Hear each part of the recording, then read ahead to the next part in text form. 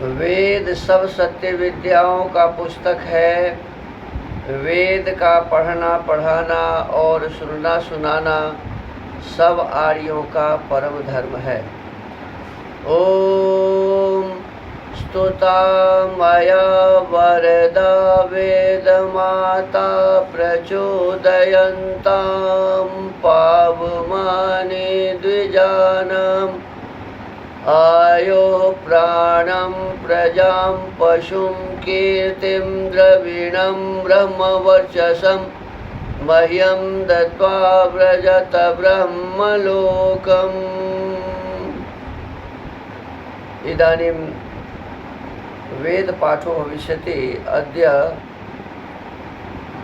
ऋग्वेदस्य द्वितीयं मण्डलस्य चत्वारिंशं सूक्तस्य पाठो भविष्यति।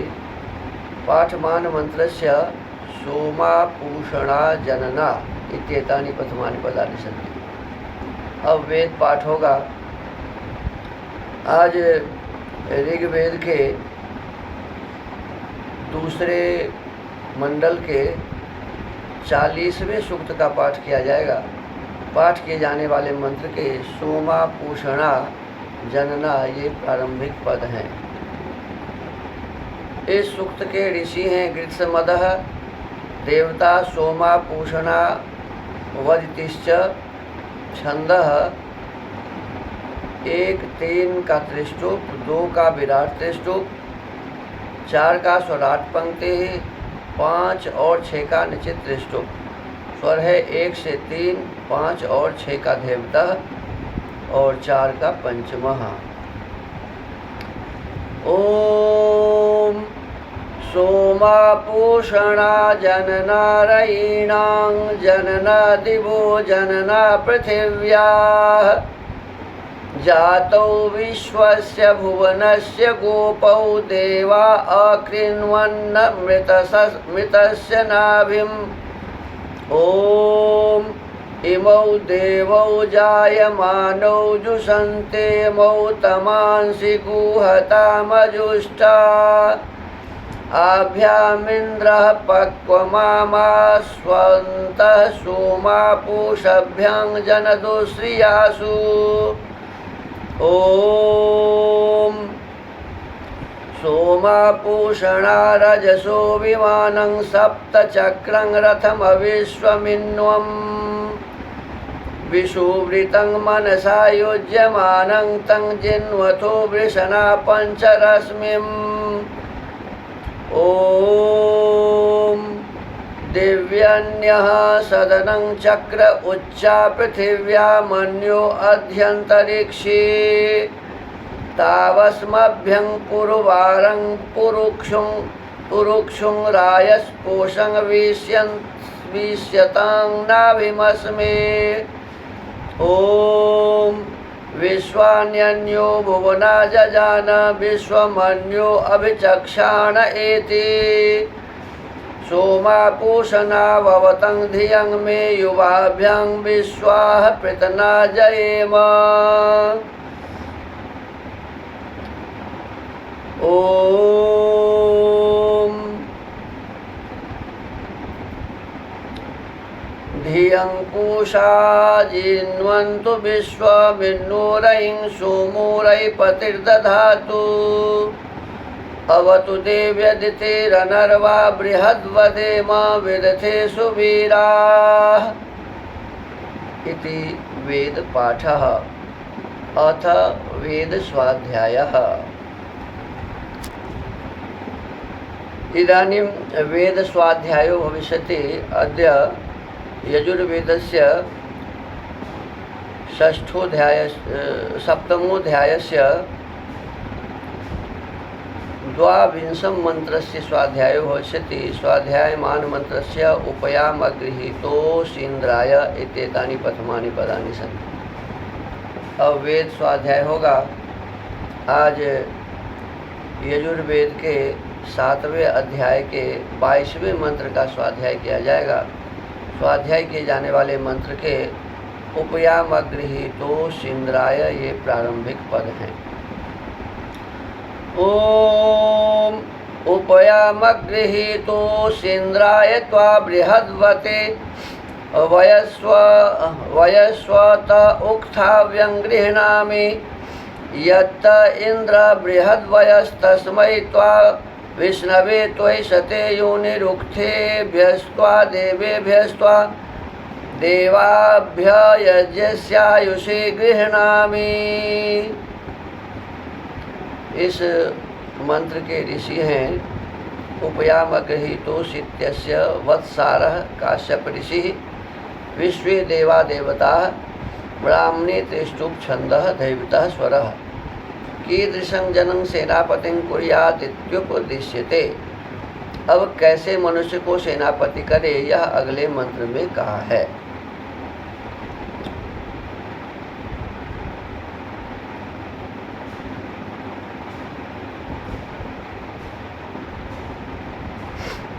पदार्थः। हे इंद्र सेनापते, तू उपयामगृहीतः अच्छे नियमों से विद्या को पढ़ने वाला असी है।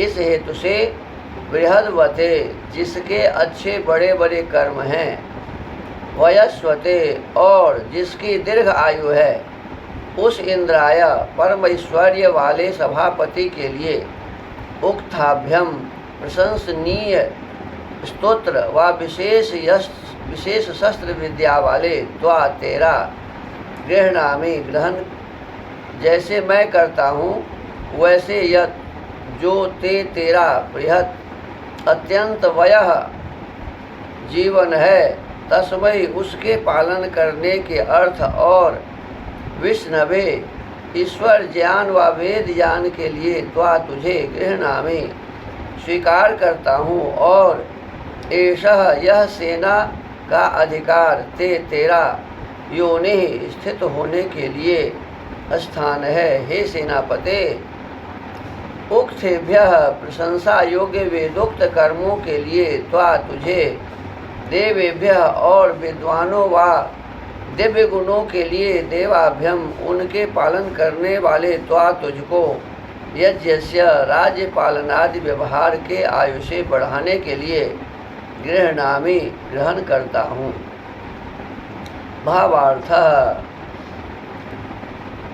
सब विद्याओं के जानने वाले विद्वान को योग्य है कि राज्य व्यवहार में सेना के वीर पुरुषों की रक्षा के लिए अच्छे शिक्षायुक्त, शस्त्र और अस्त्र विद्या में परम प्रवीण, यज्ञ के अनुष्ठान करने वाले वीर पुरुष को सेनापति के काम में युक्त करें, और सभापति तथा सेनापति को चाहिए कि परस्पर सम्मति करके राज्य और यज्ञ को बढ़ावें।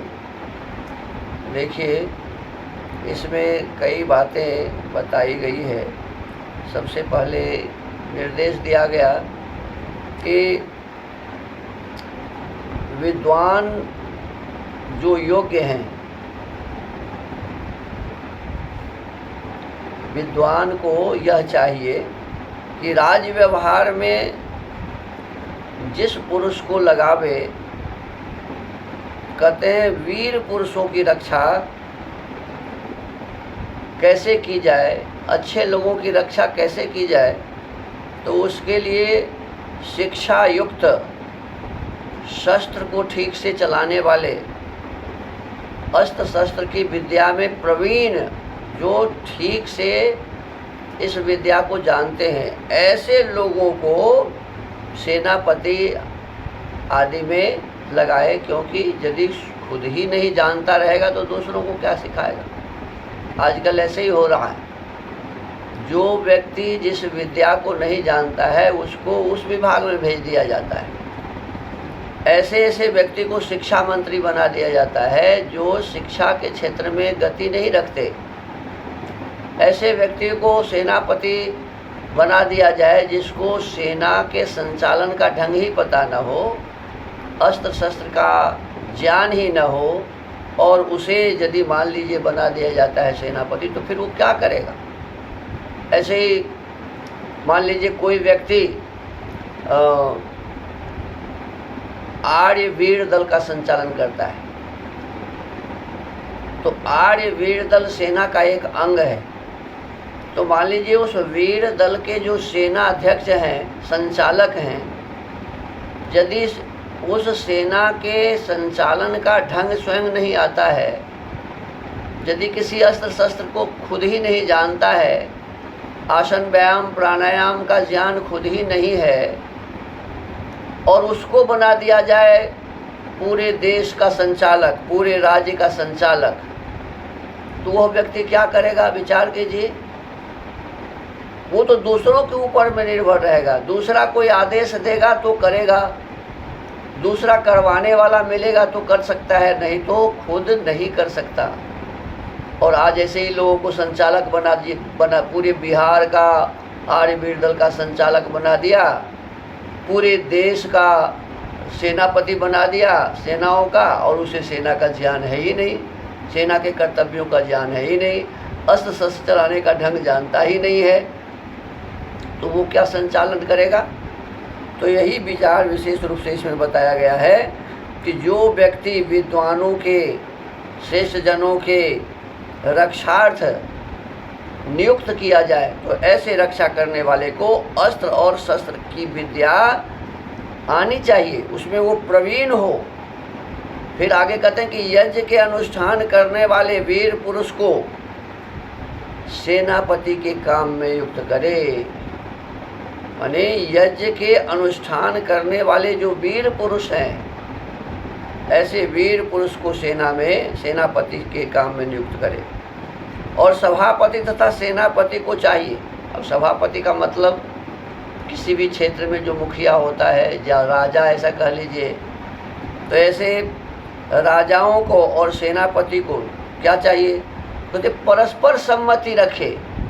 अब दुर्भाग्य हमारे यहाँ यही हो रहा है कि जो किसी क्षेत्र में काम करने वाले हैं उसमें और जो सबकी मुखिया है उसमें कोई मेल ही नहीं है, आपस में ईर्ष्या द्वेष होता है, तो फिर वो कैसे इस देश को ठीक से चला सकेंगे? सेनापति कुछ कहेगा और सभापति कुछ कहेगा। विशेष करके अभी पाकिस्तान में ऐसा ही देखा जाता है। पाकिस्तान वालों में क्या होता है कि वहाँ जो प्रधानमंत्री बनते हैं, तो प्रधानमंत्री का और वहाँ जो सेना का मुखिया बनता है सेनापति, तो उस दोनों में मेल ही नहीं होता। और क्या होता है, तो जब भी कोई विवाद बढ़ता है, कोई मन की बात नहीं होते हैं, तो वहाँ प्रधानमंत्री को पकड़ के जेल में डाल दिया जाता है, देश से निकाल दिया जाता है, और सेना उस पर जाके अधिकार कर लेता है। तो इस प्रकार की व्यवस्था न हो, वो कैसे होगा? तो कहते हैं परस्पर सम्मति करके। सेनापति अपने मन से कोई काम न कर ले और सभापति अपने मन से कोई काम न कर ले, दोनों के मेल से, विचार विमर्श से ये राज्य के यज्ञ कार्य को, श्रेष्ठ कार्य को बढ़ावे, ये नियम है। तो आज के इस वेद स्वाध्याय के क्रम में हम सब ने जाना कि जो सभा के मुखिया हैं और जो सबके रक्षा करने का भार जिस सेनापति के ऊपर है, ये दोनों को बहुत ही विचार पूर्वक मिल बैठकर एक प्रकार की मति को बना करके, सम्मति बना करके और अपने देश को आगे बढ़ाने का काम करना चाहिए। तो इन्हीं वेद स्वाध्याय के साथ आज के स्वाध्याय क्रम को विराम देते हैं। ओम। महर्षि दयानंद सरस्वती जी ने सत्यार्थ प्रकाश की रचना की है और इस सत्यार्थ प्रकाश के छठे समोल्लास का हम सभी स्वाध्याय कर रहे हैं। इसमें विषय चल रहा है कि प्रजा का पालन किस प्रकार होना चाहिए। तो इसमें लिखते हैं कि राजाओं का प्रजा पालन ही करना परम धर्म है। और जो मनुस्मृति के सप्तमाध्याय में कर लेना लिखा है, माने टैक्स, और जैसा सभा नियत करे उसका भोक्ता राजा धर्म से युक्त होकर सुख पाता है। माने धर्म युक्त कर लेना चाहिए, टैक्स लेना चाहिए, जैसे जैसा मन आए वैसा नहीं। इसके विपरीत दुख को प्राप्त होता है। और जो धर्म से युक्त होकर टैक्स नहीं लेता, कर नहीं लेता, तो कहते हैं ऐसे राजा और ऐसे लोग दुख पाते हैं। आगे कहते हैं उत्थाय पश्चिमेयामे कृत शौचः समाहितः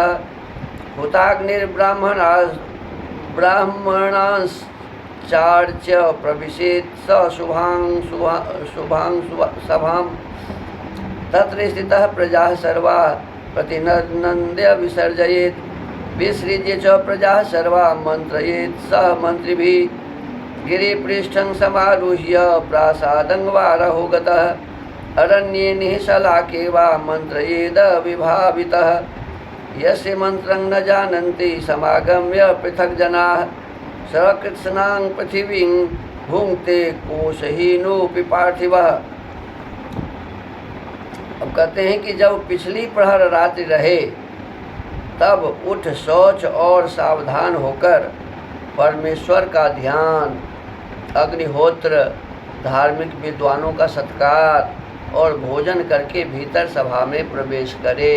अब देखिए, इस पर विचार करने की आवश्यकता है। ये पहले श्लोक में कहा गया कि पिछली प्रहर रात्रि रहे तब उठकर। अब देखिए, 8 प्रहर के 24 घंटे होते हैं, जिसमें 12 माने 8 प्रहर का मतलब 8 त्रिक 24, तो 3 घंटे का एक प्रहर होता है। तो उसमें 4 प्रहर 12 घंटा दिन का निकाल दीजिए। सोने का समय तो दिन में है ही नहीं, पीछे बताया है कि दिन में सोना काम से उत्पन्न पाप है, तो दिन में तो सोना नहीं चाहिए, नियम नहीं है। बीमार आदमी को ही सोने का अधिकार है दिन में, और रात्रि में सब सोते हैं। तो रात्रि में जो 12 घंटे होते हैं 4 प्रहर, उसमें सबसे पहला प्रहर होता है 6 से 9, दूसरा होता है 9 से 12, तीसरा होता है 12 से 3, और अंतिम प्रहर होता है 3 से 6। तो कहते हैं कि ये 3 से 6 का जो समय है, जिसको ब्रह्म वेला भी कहा जाता है, प्रातः काल के समय को, इस ब्रह्म वेला में रात्रि के अंतिम प्रहर में उठ जाए राजा, राज करने कर्मचारी, जितने भी काम करने वाले खास करके लोग हैं, या ऐसा कह लें कि जिसके हृदय में ये भाव हो कि मेरा भी जीवन अच्छा बने और यह देश समाज भी अच्छा बने, हमारा परिवार भी अच्छा बने, ऐसे प्रत्येक व्यक्ति को प्रातःकाल 3 बजे उठ जाना चाहिए, और उठने के पश्चात में शौच आदि से निवृत्त होना चाहिए। शौच और आदि से निवृत्त होकर सावधान होकर पहला काम है कि परमेश्वर का ध्यान करे। सबसे पहला काम है परमेश्वर का ध्यान करे। स्वामी दयानंद सरस्वती जी इसी ग्रंथ के 3रे समोल्लास में लिखे हैं, पीछे बताया गया था कि प्रत्येक स्त्री पुरुष रात्रि के अंतिम पहर में उठकर कम से कम 1 घंटा परमात्मा की उपासना अवश्य करे। ऐसा क्या, कम से कम 1 घंटा प्रत्येक स्त्री पुरुष को कहा कि परमात्मा की उपासना अवश्य करे, परमात्मा का ध्यान अवश्य करे। फिर अग्निहोत्र लिखा है कि अग्निहोत्र भी माने प्रतिदिन नियमित रूप से, नियम तो है प्रातः और सायंकाल दोनों समय अग्निहोत्र करना चाहिए, हवन करना चाहिए। यदि दोनों समय नहीं कर सकते हैं तो प्रातः काल तो जरूर करना चाहिए और सायंकाल की भी आहुति डाल दीजिए, ऐसा आदेश है। लेकिन प्रतिदिन नियमित रूप से हवन करें, अग्निहोत्र करें। फिर आगे कहा कि धार्मिक विद्वानों का सत्कार करें, जो अच्छे व्यक्ति हैं उनका सम्मान सत्कार करें, और भोजन करके भीतर सभा में प्रवेश करें। ये विशेषकर राजा के लिए कहा जा रहा है, जो सभा के अध्यक्ष हैं उनके लिए विशेष रूप से कहा जा रहा है, लेकिन कर्तव्य सबका है। वहाँ खड़ा रहकर जो प्रजाजन उपस्थित हो उनको मान्य दे, और उनको छोड़कर मुख्यमंत्री के साथ राज्य व्यवस्था का विचार करे। पश्चात उसके साथ घूमने को चला जाए, पर्वत के शिखर अथवा एकांत घर व जंगल जिसमें एक शलाका भी न हो, वैसे एकांत स्थान में बैठकर वृद्ध भावना को छोड़ मंत्री के साथ विचार करे।